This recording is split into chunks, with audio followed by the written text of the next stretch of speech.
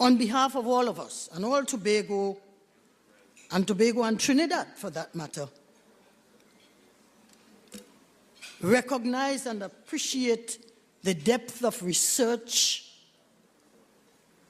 the depth of academia that would have gone into the paper delivered by Dr. Terence Farrell. Let me boast that I believe that his association with Tobagonians, even where he sits, would have stimulated somehow at some time the brilliance that we have experienced this afternoon.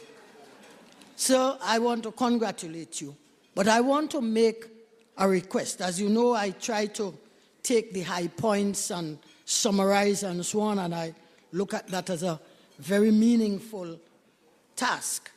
Ixanos was started in 1999, spinning out of the University of the West Indies. It's the only private company that came out of any of the campuses across UWI. We develop technology-based solutions. I know a lot of us will know us from a software perspective, but it's intelligent software, technology, and engineering-based solutions. We have worked with TNTech, TSTT, Petrotrin, BGTT on various projects, some of them confidential. If you turn this over, I think most tables should have one. We are actually the best kept secret in Trinidad and Tobago. For TNTech, I can say we started in 2006. We've got a remote monitoring system which manages all of the generation plants in Trinidad and Tobago, especially the older plant in Scarborough, which was diesel. It's now been converted over to Cove. I think Scarborough may be on standby, but it's not really being used.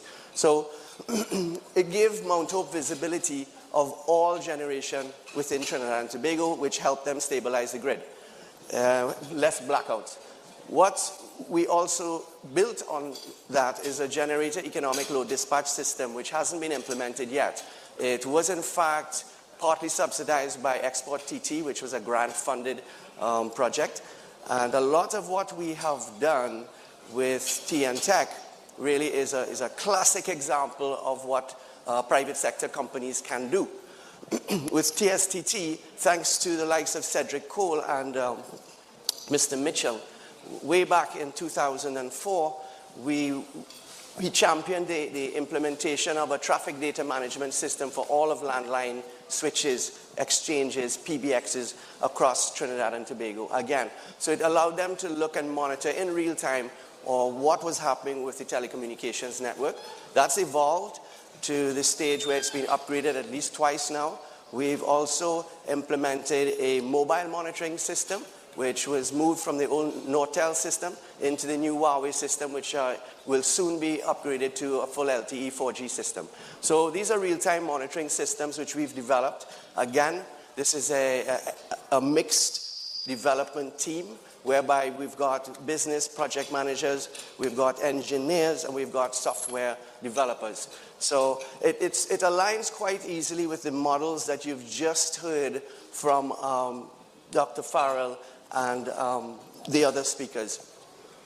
So as we sit here today, we need to recognize that, yes, there are many issues and problems, but I think as a flagship company, you can look at Ixanos as having succeeded over the last 16 years. And that is in the face of quite a lot of challenges. One, the method of our model is to collaborate with different domain engineers, subject matter experts. So in that instance, we tended to develop a design, a prototype almost, and it would go out to tender in a global market. So that was a major problem and still is. I think from a strategy, Tobago needs to look at it like Trinidad probably is, looking at it from the perspective not just of venture capital, but how you set up an innovative system, how you set up a system which allows private sector companies like ourselves to get involved with different public offices, technology to apply to tourism, for example.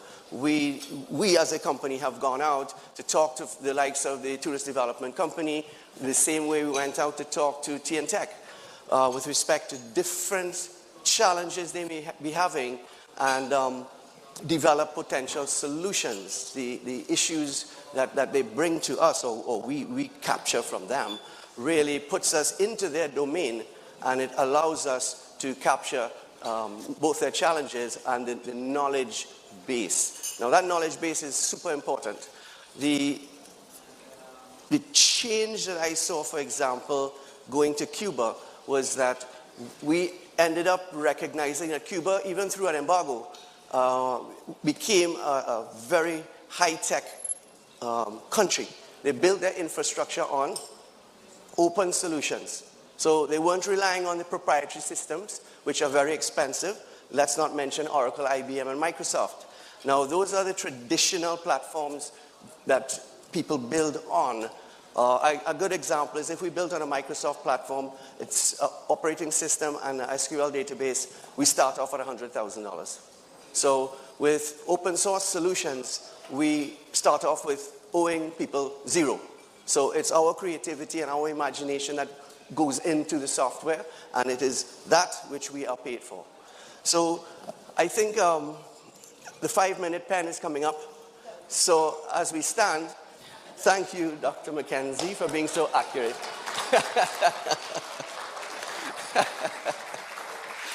You're welcome. Thanks. Thanks.